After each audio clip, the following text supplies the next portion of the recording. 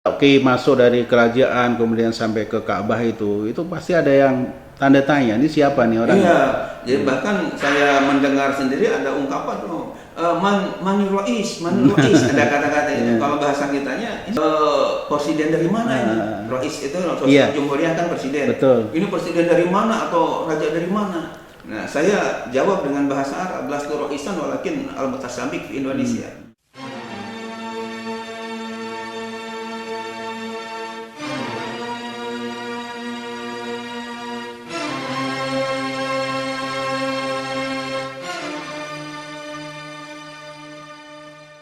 Bismillahirrahmanirrahim.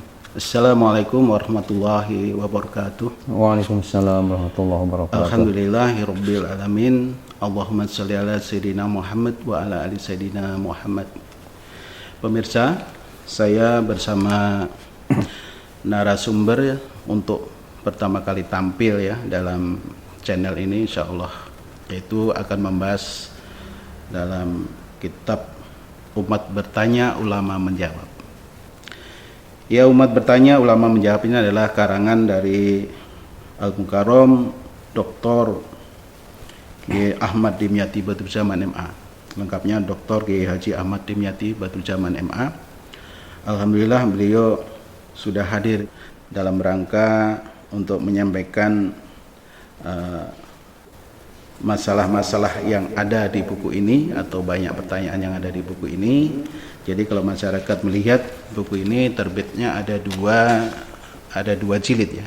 Yeah. Yang pertama ini adalah seri A, ya. Yang kedua ini adalah seri B. Seri B.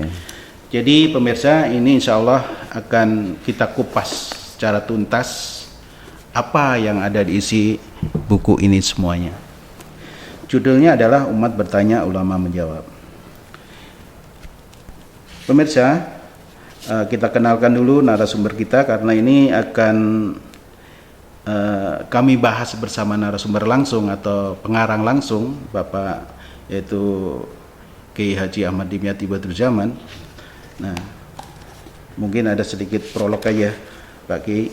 Assalamualaikum Pak Kiai. Waalaikumsalam warahmatullahi wabarakatuh, Pak Haji Andre. Alhamdulillah. Ya. Pak Kiai, ini kalau menceritakan buku ini kan saya lihat terbitnya sudah lama Pak Kiai. Ya. Sudah lama sekali, bahkan sudah beredar ada 10 tahun ya Pak Kiai. Ya, jadi kalau alhamdulillah pemirsa yang dimuliakan Allah, Pak Haji Andre yang saya hormati, kalau kita melihat dari penerbit yang terbitan yang pertama atau kami kirimkan ke penerbit namanya Sinar Baru di Bandung, ini dari tahun 1991 yang lalu. Ya, sekarang sudah tahun 2020. Ya, jadi kurang lebih sudah sekitar 19 tahun yang lalu. Subhanallah. Jadi artinya buku ini sudah berulang kali dicetak. Sudah ya, alhamdulillah berulang kali cetak. Bahkan Pak Haji Andre yang saya merasa bersyukur ya, bukannya takabur tapi ini bersyukur bahwa tidak kurang mungkin 30 pucuk surat dari berbagai provinsi yang menyatakan tentang terima kasihnya bahwa dapat pencerahan dari buku ini. Juga buku-buku saya yang lainnya. Bahkan yang paling artinya agak tercengang juga justru ya datang dari Sydney, Australia. Australia ya. Jadi artinya dari Sydney, Australia ngirim surat ke sini ke Depok ya, ke rumah lah, yang menyatakan bahwa buku Umat Bertanya Ulama Menjawab ini sudah menjadi salah satu kajian keagamaan khususnya hukum-hukum Islam di kajian sini rutin di sana itu Pak. Ada kajian rutin rupanya. Cuma katanya ada 8 lagi pertanyaan yang masih kami berdebat di sana, belum ketemu dalil-dalilnya. Nah, sementara di buku Pak Kiai belum dibahas, sehingga mohon yang 8 masalah yang dia tulis itu mohon supaya di edisi yang akan datang biar dibahas, sehingga kami katanya di Australia nanti bisa mengambil manfaat dari uraian Pak Ustadz atau Pak Kiai yang ada di Depok. Iya, baik. Ya, jadi ini artinya bagi saya terima kasih, walaupun ilmu saya masih cetek, masih dangkal, masih kecil lah istilahnya, akan tapi alhamdulillah mudah-mudahan masuk ke dalam hadis Nabi, khairun nas anfa'uhum linnas. Linnas, ya. Sebaik-baiknya manusia yang banyak memberi manfaat kepada orang lain. Karena saya mungkin sedikit diberi ilmu oleh Allah, yang manfaatnya dengan ilmu itu. Baik. Insya Allah. Ya, baik pemirsa, kalau pemirsa ingin ya membaca atau ini bisa dibeli ya. Kalau nggak salah udah ada di toko-toko Pak Kiai. Udah ada di Sudah di toko-toko. toko-toko, nanti bisa dilihat yaitu judulnya Umat Bertanya, Ulama Menjawab ya. Ada seri A dan ada seri B. Ya, Kalau di toko-toko nggak ketemu atau agak sulit, Bisa kontak bisa kami ya. ke Pondok Pesantren Darus Sholihin. Iya, nanti ada di description yang ada di bawah ini. Iya. Nah, ada di bawah ini kita coba ungkapkan nanti alamatnya, lengkapnya gitu Pak Kiai. Baik, Ya. baik. Jadi selain mendengarkan juga nanti pemirsa bisa melihat di buku. Baik. Kalau ketika mengkaji itu, mereka pun mudah-mudahan nanti sambil melihat isi bukunya. Ya. Ya. Ya pemirsa, sedikit informasi selain beliau sebagai penulis yang cukup aktif selama ini, dan beliau adalah seorang ulama, bahkan beliau adalah seorang ulama yang dipercayakan menjadi ketua umum MUI Kota Depok untuk tahun 2019 sampai dengan tahun 2024. 24. Artinya ini udah Dari berapa tahun- periode Pak Kiai? Udah 4 4 periode berarti Dari sudah tahun- 20 tahun ya kurang lebih. kurang lebih. Kurang Iya, dari tahun 2003 kan sekarang ini periode yang keempat. Jadi periode yang pertama 2003 sampai 2008. Iya. Karena masa khidmatnya Majelis Ulama itu 5 tahun. Iya. Nah, periode yang kedua 2008 sampai 2014. 2014 musda lagi, ada kurang lebih 100 ulama musyawarah lagi. Iya. Ternyata saya yang amat doib ini terpilih lagi untuk periode yang ketiganya 2014 sampai 2019. Subhanallah. Ya, 15 tahun berarti. Nah, 2019 rupanya habis masa jabatan November yang lalu 2019. Akhirnya musyawarah lagi dan kurang lebih 100 ulama lagi kumpul di Kota Depok ini untuk musyawarah. Akhirnya rupanya dengan ya iradah Allah dan musyawirin rupanya masih memberikan kepercayaan lagi, akhirnya terpilih lagi untuk periode yang keempat kalinya, 2019 sampai insya Allah 2024-nya kan. Jadi selama periode ini belum ada penggantinya Mbak Kiai? Ya, artinya mungkin yang lain pada malas atau pada tawadu. Subhanallah. Iya, baik. Baik pemirsa, selain beliau sebagai Ketua Umum MUI Kota Depok, juga beliau aktif untuk sebagai pengasuh di pondok pesantren, namanya Pondok Pesantren Modern Darus Sholihin yang ada di wilayah Bedahan, Sawangan Kota Depok. Ya. Pagi, kalau saya dengar dari CV pagi ini kan ada pernah mendapatkan penghargaan dari Raja Arab Saudi ya untuk masuk ke dalam Ka'bah ya. Kalau kita bicara Ka'bah atau rumah Allah atau Baitullah itu Pak Kiai, itu kan ada 120 rahmat ya. Betul. Nah kalau Pak Kiai masuk dalamnya Ka'bah itu, subhanallah, karena yang saya tahu lihat Ka'bah aja itu rahmatnya 20, turunnya rahmat dari Allah. Kalau kita tawaf itu rahmatnya 60. Kalau kita sholat di situ rahmatnya 40. Kalau nggak salah pembagian gitu Pak Kiai. Nah kalau di dalam Ka'bah sendiri itu jadi rahmatnya logikanya kan lebih nggak terbatas itu Pak Kiai. Bisa diceritakan banyak agak orang Indonesia bisa masuk ke Ka'bah yang dipilih sama Raja Arab Saudi itu bagaimana ceritanya Pak Kiai? Ya, mungkin secara singkat kami atau saya ceritakan bahwa oleh raja, waktu itu raja namanya Raja Fahad bin Abdul Aziz yang sekarang sudah meninggal, kakak dari Raja Salman ya. Bahkan sebelum Raja Salman ini masih ada adiknya Fahad namanya Raja Abdullah. Abdullah meninggal kan, diganti Raja Salman sekarang. Jadi ini kaitan dengan masalah ketika saya tingkat akhir di kuliah di PTIQ. PTIQ itu singkatan Perguruan Tinggi Ilmu Al-Quran. Ceritanya itu tahun 1986 yang lalu. Ada surat resmi dari Kerajaan Arab Saudi ke seluruh dunia termasuk Indonesia bahwa nanti tahun 1987 berarti setahun lagi yang akan datang. Ini surat 1986. Nanti tahun 987 Januari akan ada musabaqah hafalan Quran 30 juz dan tafsir bahasa Arab tingkat internasional yang diadakan di Mekah, ya dekat dengan Ka'bah. Lagi statusnya masih mahasiswa waktu itu. Masih mahasiswa. Masih mahasiswa tapi dipilih oleh Indonesia. Ya, jadi ketika kan awalnya ketika ada surat dari kerajaan Arab Saudi tadi yang saya tahu persyaratannya harus ada empat syarat gitu untuk menjadi peserta di tingkat sedunia itu internasional. Yang pertama jenis kelaminnya laki-laki. Yang kedua usianya jangan lebih 30 tahun. Waktu itu saya masih usia 27 tahun itu ya. Yang ketiga harus sudah hafal Quran 30 juz di masing-masing negaranya. Dan yang keempat harus fasih bahasa Arab dan ilmu-ilmu kaitan dengan Al-Quran, karena pertanyaan-pertanyaan dari Dewan Hakim penanya itu menggunakan bahasa Arab, sehingga dialog itu pakai bahasa Arab. Maka setiap peserta yang dikirim ke sana wajib harus pandai bahasa Arab. Nah, ketika tahun 96 yang lalu, karena di Indonesia waktu itu belum ada musabaqah tafsir bahasa Arab, bahasa Inggris juga belum waktu itu.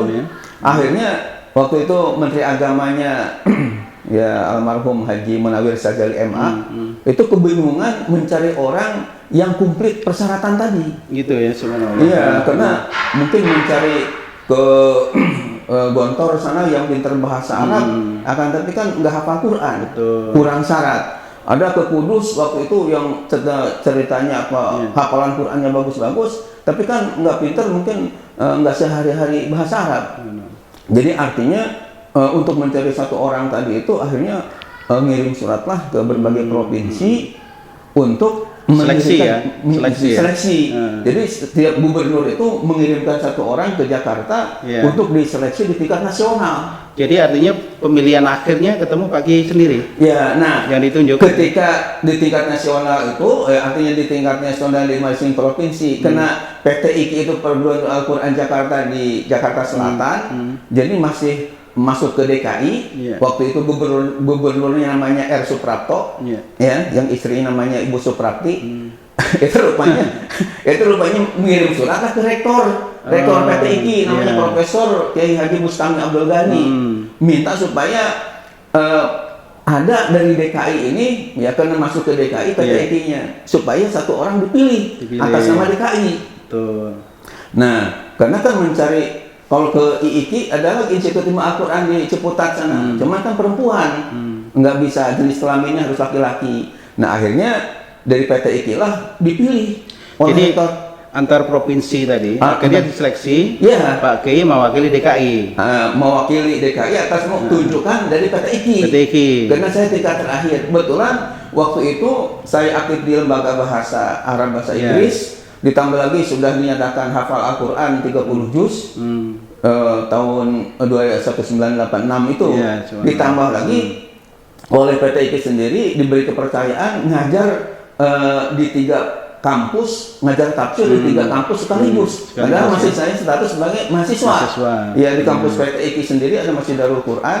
Kemudian di IKI di Pamulang kita ngajarin tafsir, dan di Setan Sekolah 3 Akuntansi Negara juga hari Ahad memberikan kajian tafsir. Akhirnya ketika dipilih siapa yang pas untuk mewakili, ya katakanlah provinsi DKI nantinya untuk di nasional, akhirnya saya yang terpilih. Jadi singkat cerita itu seluruh provinsi tadi diseleksi dulu Pak Kiai? Diseleksi dulu di Jakarta. Akhirnya ketemu Pak Kiai sebagai dutanya. Ya, setelah diseleksi masih ingat tuh yang inti tafsirnya itu waktu itu nama belum profesor, ya masih Dr. Quraish Shihab, Pak Dr. Quraish Shihab yang memilih mana yang terbaik tafsir Al-Quran bahasa Arab. Ya, kemudian yang untuk tahfiz Qurannya masih ingat Profesor Wasid Aulawi dari waktu istilahnya Departemen Agama yang menjadi Dewan Hakimnya lah. Nah, ternyata dari seluruh Indonesia tadi itu, nah dengan fadl Allah, karunia Allah, bukan kepintaran saya, tapi ini karunia Allah, rupanya saya dinyatakan Al-Faizul Awal, juara pertama seluruh Indonesia. Sehingga berhaklah satu-satunya orang untuk menjadi duta negara RI di tingkat sedunia. Sedunia. Tahun 986. 986 ya. Nah, akhirnya 987 itu kita berangkatlah ke tingkat sedunia di Iya. Mekah. Ya singkat cerita setelah lomba di sana, Ya. mungkin bagaimana ceritanya kok bisa Pak G itu orang Indonesia yang diberikan hadiah khusus masuk ke Baitullah, ke Ka'bah itu kan nggak sembarangan. Saya ini masuk Ka'bah udah pernah Pak G, tapi di Hijr Ismail. Di Ismail. Nah, Iya. kalau Pak G kan masuk di dalamnya ya. Ya. Nah, kalau kita membahas di buku ini Pak G, ini kan kita bahas itu ada satu pertanyaan. Kita akan mengkaji satu pertanyaan yang judulnya adalah kiblat astronot di bulan. Ya. Nah, kalau di Ka'bah ini yang saya nggak paham nih. Ini kan muter kalau kita sholat ya. Betul. Nah, kalau Pak G masuk dalam Ka'bah nih kiblatnya seperti apa Pak G coba? Ya. Jadi mungkin sebelum ke pertanyaan ini, jadi setelah kami atau saya ikut musabaqah tingkat sedunia di Mekah tadi, dan rupanya Raja Fahad yang memonitor kita ketika memberikan istilahnya jawaban-jawaban tadi merasa terharu, sehingga kayaknya perlu dikasih hadiah selain real juga ya syahadat takdir, ya, supaya artinya mungkin hadiah yang paling pas itu ya ini masuk ke dalam Ka'bah. Nah, akhirnya kita diberikan waktu lah untuk masuk kurang lebih 1 jam di dalam Baitullah itu. Berarti dikawal Pak G. Dikawal oleh ya laskar-laskar. Berarti dari- waktu Pak G masuk dari kerajaan kemudian sampai ke Ka'bah itu pasti ada yang tanda tanya, ini siapa nih orang? Iya, jadi bahkan saya mendengar sendiri ada ungkapan mani rois, ada kata-kata itu. Kalau bahasa kitanya ini Siapa? Presiden dari mana ini? Rois itu Iya. Jumhuriyah kan presiden. Betul. Ini presiden dari mana atau raja dari mana? Nah, saya jawab dengan bahasa Arab, lastu roisan walakin al-mutasabiq fi Indonesia.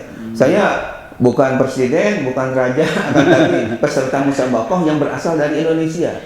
Ya. Nah, itu jawaban saya, dan ada kata-kata terungkap di situ terdengar. Kenapa saya dikasih hadiah masuk Ka'bah tadi? Saya dengar ada khiyarun min khiyarin min khiyarin min khiyarin min khiyarin, sampai saya dengar sampai 5 kali diulang kata-kata min khiyarin min khiyarin min khiyarin itu. Kalau bahasa Indonesianya orang ini adalah pilihan dari pilihan dari pilihan dari pilihan dari pilihan. Mungkin maksudnya ya karena kita ketika musabaqah itu kan biasanya dari tingkat kecamatan dipilih untuk ke kabupaten.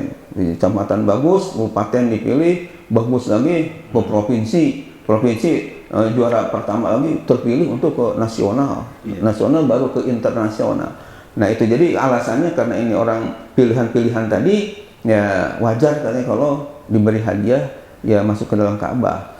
Nah, ketika kita masuk ke dalam Ka'bah tadi, kaitan dengan pertanyaan bagaimana kiblatnya. Jadi saya sendiri alhamdulillah sempat sholat selain berdoa ya, yang agak puas lah di sana karena 1 jam itu cukup lama. Kemudian juga sholat yang seingat saya 2 kali sholat itu. Sholat 2 kali ya? Iya, 2 kali, 2 rakaat itu. Yang pertama ke arah barat, yang kedua ke arah utara. Ya. Ada petunjuknya situ Pak G, barat, utara itu. Ya perasaan aja. Tapi nggak ada tanda ya berarti. Nggak ada. Semua sisi sama. Tuh, jadi di sana itu dalam hukum fikih itu, karena kita berada di Ka'bah, ke sana ke Ka'bah, ke sini ke Ka'bah, ke sini ke Ka'bah. Kan ayat Qur'annya fawalli wajhaka satral Masjidil Haram. Ya, arahkan wajahmu ke arah Masjidil Haram. Ke sini Masjidil Haram, ke ini Masjidil Haram. Ya, apalagi tentunya di alam Ka'bah. Maka oleh karena itu, kalau kaitan dengan pertanyaan tadi, ke arah mana ketika kita di dalam Ka'bah misalnya menghadap, ya jawabannya ke arah manapun tetap dipandang sah. Sah ya. Iya, tidak harus sini misalnya. Tidak ada jurusan satu nggak ada. Ya seperti di luar Ka'bah aja, yang penting Ka'bah aja, mau di sini mau di sana. Itu terserah, yang penting Ka'bahnya dihadapi. Baik, subhanallah. Ya. Jadi ini memang luar biasa bagi ya orang Indonesia yang masih muda waktu itu diberikan hadiah. Biasanya kan masuk Ka'bah ini rata-rata presiden ya atau raja ya. Betul. Ya. yang punya apa ya, yang punya otoritas ya. Iya, cuman yang saya dengar dari raja itu ya dengar katanya kenapa ini yang peserta, karena saya dari desa ya, saya ini orang kampung dari desa, anak petani juga. Kenapa dikasih hadiah seperti ini? Ya, yang saya dengar begini.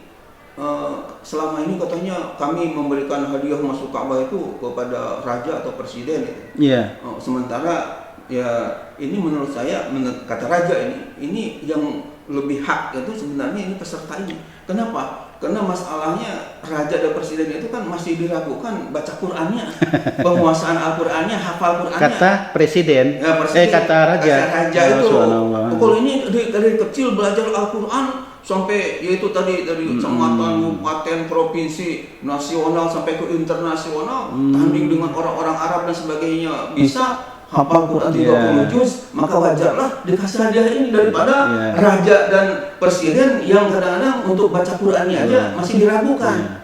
Artinya raja melihat fakta ya. Melihat fakta yang ada. Dan ini menurut saya bagus. Karena kita kan orang kecil seperti ini untuk bisa masuk ini ya kalau enggak seperti ini kapan lagi? Jadi merupakan anugerah nih bagi. Bahkan Pak Haji Andre ketika kita bertemu dengan orang yang sudah mukim di Mekah 10 tahun, bahkan kuliah di Ummul Qura, di Universitas Ummul Qura yang terkenal di Mekah. Ketika ditanya udah masuk Ka'bah belum selama katakanlah belasan tahun di sini, katanya belum. Coba kalau nggak ada izin dari raja ya nggak bisa. Betul ya. Ya pintu kan digembok terus. Kecuali masuk izin Ismail, itu kan masuk Ka'bah juga ya, cuma di luar. Kalau Haji Ismail ya bisa. Bangunan yang tidak cukup istilahnya, subhanallah. Baik pemirsa, kita lanjut yaitu akan membahas tentang buku yang berjudul Umat Bertanya Ulama Menjawab. Pagi ini mungkin kita akan bahas dari satu persatu. Insya Allah ini kita akan tuntaskan 2 jilid nih pagi ya. Insya Allah. Jadi yang pertanyaan pertama pagi ini kita membahas tentang kiblat astronot di bulan. Pertanyaannya, sehubungan dengan terpilihnya seorang muslimah yang bernama Dr. Pratiwi Sudarmono sebagai calon astronot pertama Indonesia yang akan naik ke bulan, saya ingin menanyakan masalah yang cukup pelik dan rumit. Dalam kitab-kitab fikih yang telah saya pelajari, bahwa salah satu syarat sahnya sholat itu harus menghadap ke kiblat. Bagaimanakah hukumnya orang yang berada di bulan yang pada saat ia hendak mendirikan sholat tidak mengetahui arah kiblat, bahkan letak bumi pun tidak diketahuinya? Nah itu pertanyaan pagi. Bisa dijawab pagi biar kita uraikan. Ya baik. Silakan. Jadi ini pertanyaan yang menurut saya bagus ya. Dan ketika buku ini disusun dulu memang ada Dr. Pratiwi Sudarmono namanya yang akan katanya digadang-gadang naik ke bulan dan dia seorang muslimah. Nah sehingga penanya ini bertanya bagaimana kalau dia nanti berada di bulan seorang muslimah dan kan walaupun dia ada di bulan tetap kewajiban sholat selama dia hayat ya harus melakukan. Yang menjadi persyaratan di dalam ayat Quran itu kan fawali wajhaka syatrul masjidil haram, arahkanlah wajahmu ke arah masjidil haram yakni ke kiblat. Dan Ka'bah itu sepakat ulama seluruh dunia adanya di Mekah, di tengah-tengah Masjidil Haram itu. Nah yang jadi pertanyaan ketika ada di bulan tadi itu bagaimana menghadap arah kiblatnya, maka Ka'bah ada di bawah. Iya, apakah harus nyungsep gini gimana? Nah itu yang menjadi pertanyaan. Nah jawabannya bahwa Allah Subhanahu wa taala dengan Rahman Rahimnya, yakni penuh kasih sayang kepada umat manusia, tentu ketika mau menjalankan ibadah sholat dia tidak harus repot-repot atau panik dan sebagainya. Kenapa? Karena Allah sudah memberikan penjelasan dalam Al-Quran surah Al-Baqarah ayat 185. A'udzubillahi minasyaitonirrajim. Bismillahirrahmanirrahim. yuridullahu bikumul yusra wa la yuridu bikumul usra. Ini dalil yang menyatakan bahwa Allah menghendaki kemudahan bagimu dan tidak menghendaki kesulitan bagimu. Ditambah lagi dengan hadis sahih riwayat Imam Bukhari yang berbunyi inna dina yusrun, sesungguhnya agama itu adalah mudah. Ditambah lagi dengan kaidah usul fikih yang bisa dibaca dalam kitab Al-Ashbah wa Nazair ya, dari Imam Jalil As-Suyuti halaman 5 yang berbunyi al-masyaqqatu tajlibut taisira. Artinya kesulitan itu mendatangkan kemudahan. Ya. Maka apabila seseorang tidak tahu arah kiblat, hendaknya ia bertanya kepada orang yang telah mengetahuinya. Jika ia tidak menemukan orang yang mengetahuinya, maka ia wajib berijtihad dengan mempergunakan apa saja yang mungkin dipergunakan. Apabila tidak mungkin berijtihad seperti seorang astronot yang hendak melakukan salat di bulan, ia tidak mengetahui arah kiblat, bahkan letak bumi pun tidak diketahuinya, maka astronot tersebut boleh menghadap kemana saja dengan niat menghadap ke arah kiblat. Ketika itu berlakulah terhadapnya firman Allah dalam surah Al-Baqarah ayat 115, fa aynama tuwallu fathamma wajhullah. Kemanapun kamu menghadap, disitulah wajah Allah atau arah yang disukai oleh Allah. Ya. Ya. Perlu juga mungkin sedikit disinggung sebab turun ayat. Ya, supaya pemirsa pada artinya paham. Ini ternyata ayat fa'inama tuwalu fasama wajhullah ada sebab turunnya. Ya, yang diistilahkan Ustaz ada di dalam ulumul Quran itu dengan istilah ada sababun nuzul. Ya. Ya, kalau kepada hadis Sebabnya. Ada istilah sababul wurud. Istilahnya itu kalau hadis kenapa Nabi misalnya bersabda seperti ini, oh ini disebutnya karena ada sababul wurud, ya. Tapi kalau kepada ayat Al-Quran, kenapa ayat Quran ini diturunkan? Itu istilahnya ada sababun nuzul. Nah, kenapa kita harus tahu sababun nuzulnya? Karena saya mendengar ada salah seorang ustadz gitu di daerah Jawa Barat ini yang punya pandangan bahwa ketika sholat 5 waktu itu kita dibebaskan untuk menghadap sholat ke arah mana saja walaupun di Indonesia. Indonesia ya. Ya, dengan alasan yaitu ayat 115 surah Al-Baqarah ini. Kan ayatnya lengkapnya itu walillahil masyriqu wal maghrib fa aynama tuwallu fasama wajhullah innallaha wasi'un alim. Artinya walillahil masyriqu wal maghrib, dan kepunyaan Allah lah, milik Allah lah masyrik dan maghrib, timur dan barat ini atau dunia ini milik Allah. Fa aynama tuwallu fasama wajhullah. Kemana saja kalian menghadap, disitulah arah yang disukai Allah. Innallaha wasi'un alim, sungguh Allah maha luas lagi maha mengetahui. Nah, karena ustadz ini dari Jawa Barat ini saya nggak sebutkan namanya, punya artinya tidak tahu sabab nuzul ayat ini, tidak tahu sebab latar belakang turun ayat ini, sehingga langsung punya kesimpulan karena ini masyrik dan maghrib ini kepunyaan Allah, artinya jagat raya ini kepunyaan Allah, berarti kita ketika sholat, ketika walaupun di Indonesia nggak repot-repot lagi harus cari arah kiblat, kemana aja. Nah ini menurut saya keliru. Kenapa keliru? Karena dia tidak ngerti tentang sabab nuzulnya, sebab turun ayat. Dan menafsirkan sendiri gitu. Menafsirkan sendiri. Padahal kalau kita membaca sebab nuzul ayat ini adalah dari Rabi'ah ya, dari an Abi dari bapaknya. Qala ia berkata, "Kunna nusolli ma'an Nabi sallallahu alaihi wasallam fis safar fi lailatin muslimah." Jadi kami beserta Nabi Muhammad SAW ada dalam perjalanan fi lailatin muslimah pada malam yang gelap gulita. Falam nadri ainal kiblah. Maka kami tidak tahu di mana arah kiblat itu. Fasolat kullu rajulin minna ala halihi. Maka sholatlah setiap orang dari kami sesuai dengan ya keinginannya atau sesuai dengan istihadnya sendiri-sendiri. Falam asbahna, maka tatkala kami sudah tiba waktu pagi-pagi, zakarna zalika ila Nabi sallallahu alaihi wasallam. Maka kami ceritakanlah apa yang kami lakukan dengan teman-teman sahabat ini kepada Rasulullah, bahwa kami sholat sendiri-sendiri sesuai dengan ijtihad kami, karena arah kiblat kami enggak tahu dalam keadaan gelap gulita. Fanuzilat fa aina tuwallu fasamma wajhullah. Maka diturunkanlah ayat fa aina tuwallu fasamma wajhullah. Kemana saja kalian menghadap, disitulah arah yang disukai oleh Allah.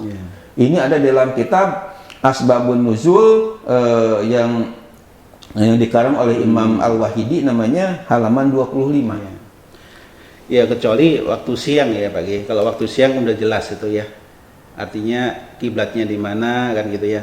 Tapi kalau suasana gelap memang nggak kelihatan kelihatannya. Ya, sebenarnya walaupun siang, kalau misalnya kita di suatu negara yang bingung posisinya di mana gitu mana barat, mana di timur. Sawangan Permai, ketika kami melakukan pengajian di Sawangan Permai, Sawangan ini, ya ada juga pertanyaan, bagaimana Pak Kiai, katanya saya ada tugas ke Belanda. Jadi dia rupanya pekerja di perusahaan di Jakarta, kemudian dia Muslim, dapat tugas ke Belanda. Nah, di Belanda itu susah sekali untuk mencari masjid, arah kiblat juga bingung. Nah, kecuali sekarang udah canggih Pak Kiai. Kan dengan HP itu sekarang sudah menentukan kiblat ada sekarang. Kalau memang sudah ada alat, ya tinggal itu ikutin namanya itu ya. ada kaitan dengan ikhtiar gitu kan. Ya, tapi kalau dalam keadaan memang nggak sama megang sekali, apa-apa ya, nggak ada petunjuk istilahnya. Ya itu makanya menanya orang nggak ada yang ditanya, ada petunjuk misalnya alat juga nggak ada. Nah, dalam keadaan begitu kita istihad aja yang menurut keyakinan kita kiblat itu kemana. Nah, disitulah bunyi ayat tadi fa'aina matuwalu fasamma wajhullah berlaku. Kapan pun sampai hari kiamat, ya dalam kondisi seperti itu ayat ini berlaku. Tapi ketika dalam kondisi normal seperti sekarang ini, ada kita di sini, ya nggak bisa dengan ayat ini. Karena kita tahu posisinya. Posisinya. Jadi ayat yang berlaku fawali wajhaka syatrul masjidil haram. Arahkan wajahmu ke arah Masjidil Haram. Tapi kalau kiblat sendiri itu nggak harus pas banget bagi. Kan saya lihat tuh kalau dari HP, dari koordinat yang ada itu kan banyak masjid sekarang nggak sama itu dengan koordinat yang ada di sistem itu sendiri. Itu apa hukumnya? Apa memang ada kebijakan tuh bagaimana? Ya, ini seorang ulama ahli tafsir dari Mekah, ya namanya Syekh Muhammad Ali As-Sobuni, di dalam kitab tafsirnya namanya Sofatul Tafasir. Sudah memberikan penjelasan bahwa kata beliau, di antara kemurahan Allah Subhanahu wa taala dalam masalah arah kiblat ini, kalau misalnya ketika kita berada di depan Ka'bah atau di Mekah lah di depan Ka'bah, itu memang isobah ainil Ka'bah itu wajib. Artinya harus mengena kepada zat Ka'bahnya, bentuk Ka'bahnya kita harus, ya artinya harus pas menghadaplah gitu. Tapi ketika misalnya di tempat yang jauh, apalagi di Indonesia, itu yang penting arahnya. Ya. Makanya bunyi ayatnya enggak fawali wajhaka al Ka'bata, hadapantah wajahmu ke Ka'bah, tapi bunyi ayatnya fawali wajhaka syatrul Masjidil Haram. Arahkanlah wajahmu ke arah Masjidil Haram. Jadi yang penting arahnya ke situ. Itu rahmat dari Allah, karena kalau dipaksakan misalnya kita harus pas sesuai ukuran itu itu kesulitan yang luar biasa dari tempat yang jauh. Maka kata Syekh Ali As-Subuni, ini di antara rahmat kasih sayang Allah kepada hambanya. Jadi tidak harus pas, misalnya penting ke arahnya itu sudah diterima oleh Allah ibadah sholatnya. Baik. Ya begitu pemirsa. Jadi kalau kita sholat kebingungan kiblat, ya itu sesuai dengan ayat Al-Quran yang sudah disampaikan oleh Pak Kiai tadi. Jadi mungkin kita bisa pahami. Dan kalau kita ada kesulitan, mungkin nggak ada alat dan sebagainya, yang penting ada keyakinan dalam hati Pak Kiai sehingga kita menghadap mana yang diyakinin itu ada sudah sah gitu. Sudah sah ketika dalam kondisi seperti ini. Pak Kiai, ada satu pertanyaan lagi Pak Kiai. Bagaimana? Kalau kita bicara yaitu tentang hukum melakukan ihram ya di Jeddah bagi jamaah haji Indonesia. Ini ada satu pertanyaan di buku ini yang ditulis oleh pengarang, yaitu pertanyaannya, apakah sah hajinya orang yang tidak melakukan ihram dari miqat yang telah ditentukan oleh Rasulullah, seperti jemaah haji Indonesia yang melakukan ihram dari Jeddah? Jika sah, apakah wajib membayar dam? Jadi kalau dari Indonesia ini biasanya kalau sesuai dengan petunjuk Rasulullah itu kan miqatnya ada di Yalamlam ya, Yalamlam ya. Jadi karena posisinya kan ada di atas ya itu. Betul. Apa karena itu sehingga ada kebijakan fatwa dari Indonesia harus di Jeddah? Bahkan ini ada pertanyaan, bisa diterangkan Pak? Baik, ini pertanyaan yang hampir setiap tahun kita bimbing ibadah haji. Dan alhamdulillah Pak Haji Andre, saya diberi amanah sekaligus juga anugerah ya, atau ya sesuatu bagi saya kenikmatan bisa bimbing ibadah haji hampir setiap tahun ya, bahkan dari tahun 2002 sampai 2019 kemarin itu kita enggak absen untuk ibadah haji tanah suci. Mudah-mudahan Allah menerimanya. Amin. Ya. Amin. Ini banyak sekali pertanyaan, terutama ketika manasik ya, kaitan dengan hukum ihram ambil miqat di Jeddah gitu. Ya, apakah harus di Yalamlam atau di Jeddah? Nah, masalahnya karena orang Indonesia ini miqatnya tidak ditentukan seperti yang dijelaskan ya, katakanlah dalam sebuah ya hadis Nabi. Nah, sehingga para ulama dalam memberikan hukum itu bisa istilahnya melakukannya di 3 lokasi. Artinya yang pertama dari mulai kita katakanlah berangkat dari airport itu sudah kita istilahnya berihram ya. Yang kedua, ketika kita ada di atas pesawat namanya Yalamlam itu sudah kita bisa berihram. Nah, yang ketiga setelah kita turun di King Abdul Aziz di Jeddah baru mengambil miqat ya ihram. Nah, ini sesuai dengan keputusan Majelis Ulama. Ya, bisa dibaca pada di halaman 11 ada ya keputusan Majelis Ulama. Fatwa ya. Ada keputusan Komisi Fatwa Majelis Ulama Indonesia tentang miqat haji atau umrah. Nah, Komisi Fatwa Majelis Ulama Indonesia dalam sidangnya di Ciawi tanggal 12 Jumadil Awal 1400 Hijriah yang bertepatan dengan 29 Maret 1980 bahwa setelah menimbang miqat jamaah haji yang datang dari Indonesia adalah masalah ijtihad karena mereka datang tidak melalui salah satu dari miqat yang ditentukan oleh Rasulullah SAW. Yang kedua, pendapat-pendapat mujtahidin tentang masalah miqat. Ya, miqat itu mungkin di antara pemirsa ada yang masih bertanya-tanya karena waktu saya diberi amanah oleh ya NRA Group ya untuk memberi manasik di Kalimantan Timur atau tempatnya di masih belum tahu tentang miqat itu apa gitu.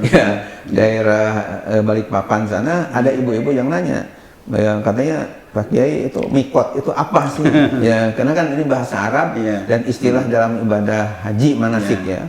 Jadi miqat itu sekalian memberikan penjelasan ke pemirsa yang saya muliakan ya, bahwa miqat itu artinya katakanlah ada 2 macam ya miqat ini, atau ada miqat zamani, ada miqat makani. Miqat zamani itu artinya waktu yang ada hubungan dengan masa, misalnya ibadah haji tidak boleh sembarangan di bulan apa, tapi harus di bulan ya Syawal, Dzulqa'dah, bulan haji ya, Dzulhijjah. Itu namanya miqat zamani, kaitan dengan waktu. Ada miqat makani. Miqat makani itu artinya kaitan dengan tempat. Nah, jadi karena tempatnya untuk kita ngambil ihram untuk jamaah dari Indonesia ini tidak ditentukan oleh Rasulullah SAW, ya maka dimasukkan oleh Majelis Ulama ini sebagai masalah ijtihad. Ya, ijtihadiyah. Yang kedua, pendapat-pendapat mujtahidin tentang masalah miqat antara lain adalah sebagai berikut. Ibnu Hajar, pengarang kitab Tuhfah. Kitab Tuhfah itu Pak Andre, alhamdulillah saya sudah miliki kitabnya. Sudah ada ya. Itu ya ternyata tidak kurang 10 jilid tebalnya. Itu kitab Tuhfah, lengkapnya Tuhfatul Muhtaj ya, karya Imam Ibnu Hajar Al-Haytami, memfatwakan bahwa jamaah haji yang datang dari arah Yaman ya, termasuk Indonesia ini boleh memulai ihram setelah tiba di Jeddah. Iya. Karena jarak Jeddah Mekah sama dengan ya jarak Yalamlam Mekah. An-Nasyili Mufti Mekah dan lain-lain sepakat dengan Ibnu Hajar. Ini ada di dalam kitab I'anat Talibin jilid 2 halaman 303. Kemudian B, menurut mazhab Maliki dan Hanafi, jamaah haji yang melakukan 2 miqat ya boleh memenuhi ihramnya dari miqat kedua tanpa membayar dam. Ini ada dalam fikih Mazahibul Arba'ah halaman 640. Iya. Kemudian yang C, menurut Imam Ibnu Hazm, jamaah haji yang tidak melalui salah satu miqat boleh memulai ihram dari mana ia suka, baik dari darat maupun dari laut. Ini fikih sunnah halaman 653. Sehingga akhirnya memutuskan ya, Majelis Ulama Pusat memutuskan dengan tidak mengurangi penghargaan terhadap keputusan Majelis Badan Ulama-Ulama terkemuka Kerajaan Saudi Arabia di Taif ya, nomor T73 tanggal 21 Syawal 1399 Hijriah, maka Komisi Fatwa Majelis Ulama Indonesia memfatwakan sebagai berikut. 1. Jamaah haji Indonesia baik melalui laut maupun darat boleh memulai ihramnya dari Jeddah tanpa wajib membayar dam. Yang kedua, jamaah haji Indonesia yang akan meneruskan perjalanan lebih dahulu ke Madinah akan memulai ihramnya dari Zulhulaifah atau Bir Ali. Ya, itu diputuskan oleh Komisi Majelis Ulama Indonesia Pusat ya, yang ketuanya waktu itu Kiai Haji Muhammad Syukri Ghazali, sekretarisnya Haji Mustari Yusuf LA. Ya. Baik Pak Ki, ini kalau penjelasan sesuai dengan fatwa ulama Indonesia Pak Ki ya, tentang haji ya, tentang haji dan umrah ya.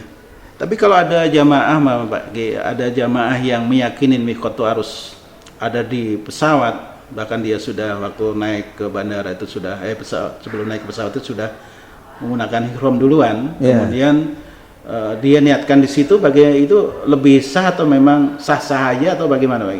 Ya, kan itu selalu diumumkan ya sama pilot ya kalau ini. Ya, tadi kan sudah dijelaskan ada 3 lokasi yang dipandang sah oleh MUI pusat juga, bahwa boleh sebelum kita naik ke pesawat ya, boleh kita sedang ada di pesawat di Yalamlam tadi, dan itu kalau memang memungkinkan memang lebih utama, karena kalau di Yalamlam itu tentu karena di atas pesawat karena ada dengan yang lam-lam itu, sehingga istilahnya enggak ada keraguan-keraguan lagi, karena tidak ada hilapiah lah istilahnya, sesuai dengan hadis ya, dengan hadis misalnya, karena mungkin lebih istilah itu lebih mantap lah, abdol. Tapi kalau misalnya di atas pesawat tadi akan merepotkan, mengguncangkan semua jamaah, ya. Repot juga, apalagi yang belum pakai ihram ya. Di situ ya repot juga. Sehingga ada fatwa ulama semacam Ibnu Hajar Al-Haytami ini dengan An-Nasyili Mufti Mekah waktu itu memfatwakan boleh dijedahkan. Nah, termasuk mungkin tujuannya untuk keamanan juga bagi keamanan di pesawat. Kalau semua berbarengan kan luar biasa itu. Kan pesawat itu kurang lebih 700-an jamaah itu, kalau berdiri semua ya repot itu.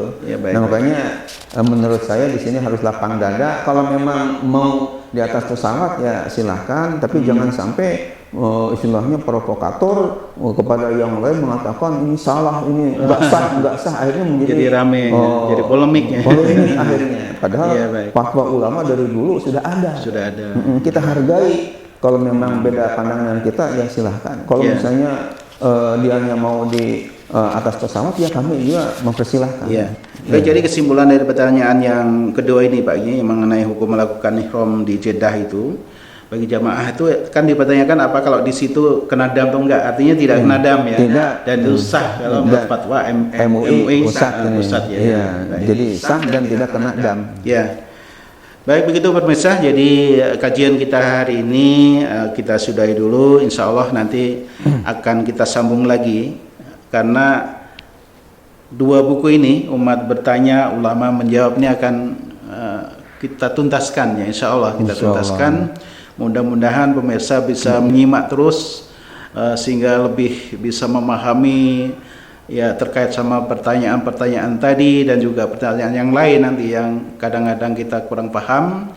Jadi paling tidak kita bisa mendapatkan ilmu secara langsung ya. Amin. Karena kalau ketemu Pak Kiai kan belum tentu bisa ketemu, apalagi yang di Amerika kan susah gitu ya. Dan ada hadis Nabi Pak Andre kaitan dengan pentingnya kita jamaah atau pemirsa mendalami ilmu agama ini dalam hadis Sahih Bukhari. Betul. Dalam kitab ilmu namanya Babul Ilmi ya, Kitabul Ilmi dari sahabat Muawiyah, Rasulullah SAW bersabda, "Man yuridillahu bihi khairan yufaqihu fid din." Itu hadisnya sahih, tidak diragukan lagi kesahihan. Ada di Sahih Bukhari, ada di dalam Fathul Bari, di Irsyadus Sari, Umdatul Qari dan yang lain-lainnya. Artinya, man yuridillahu bihi khairan yufaqihu fid din, barang siapa yang Allah kehendaki dengannya menjadi orang yang terbaik, maka Allah akan pahamkan dengan mendalam dalam masalah agama. Nah, jadi supaya kita ini menjadi orang yang terbaik menurut pandangan Rasulullah Sallallahu Alaihi Wasallam, maka di antara syaratnya harus kita ngerti dan mendalam masalah keagamaan. Makanya oleh karena itu mudah-mudahan ya dengan adanya dialog semacam ini, dan saya bersyukur ya Andre punya gagasan seperti ini, mudah-mudahan masyarakat luas pun menjadi lebih paham masalah keagamaan sehingga oleh Rasulullah dipandang menjadi orang-orang yang baik-baik semuanya. Ya, dan pemirsa, apabila ya ada yang menghendaki ya buku ini ya, Umat Bertanya, Ulama Menjawab, nanti bisa melihat alamatnya di sini ya. Bisa dilihat nanti. Kalau memang nyari di tokonya susah, bisa lihat sini. Sehingga selain kita mendengar kajian langsung dari guru kita, ini kita bisa melihat langsung dari bukunya atau kitabnya yang ada di sini, yang sudah lengkap semua pertanyaan yang ada di sini. Nanti kita bisa lihat. Baik, Pak Kiai, terima kasih atas kesediaannya untuk menyampaikan kajiannya, dan ilmu insya Allah bermanfaat bagi umat, dan mudah-mudahan kita bisa berjumpa pada episode berikutnya Pak Kiai. Insya Allah. Ya. Baik, kurang lebihnya pemirsa mohon maaf lahir batin. Wassalamualaikum warahmatullahi wabarakatuh. Waalaikumsalam warahmatullahi wabarakatuh. Oke, makasih Pak Kiai. Sama-sama.